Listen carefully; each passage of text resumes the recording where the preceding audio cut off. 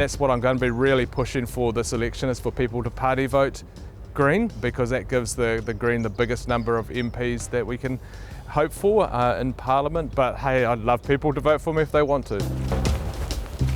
Iti iho i te kotahi tau te noho a Mike Davidson I Pāremata. Ahakoa ka tū te pōtitanga amotu I tēnei tau, koinei te tīmatanga noiho. I'd love if I was returned to Parliament to be able to work in that space to actually correct what's been happening over the last 3 years, which is actually not great.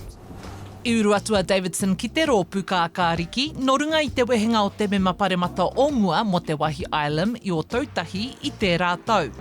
Ahakoa kei te whakahē ia I te mahi a te kāwanatanga, ka whai wāhitanga ia ki te whare miere. It's really hard to try and get big wins while you're in opposition, but it's trying to put forward an alternative, and that's something I'm continuing to do. And one of the things I'm quite proud of is a recent members bill to give firefighters presumptive cancer cover. I tēnei wā, kei a Davidson te kōpaki kāwanatanga ā-rohe o Te Rōpū Kākāriki.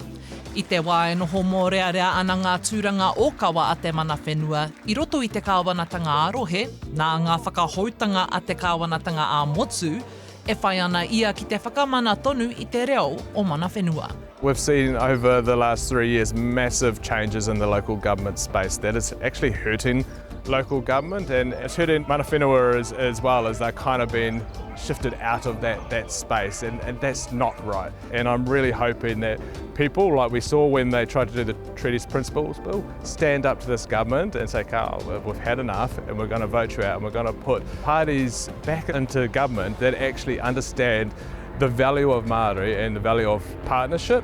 This is a picture from back when we first planted the tree in 2018. Ka tū ngā tohu pōti mai te rima o hepetema, a ka kitea e ngā kainoho I ngā kanohi mema Pāremata I ngā maramatata, pērā I a Davidson. Hora kairangi Nicholas, Tahu News.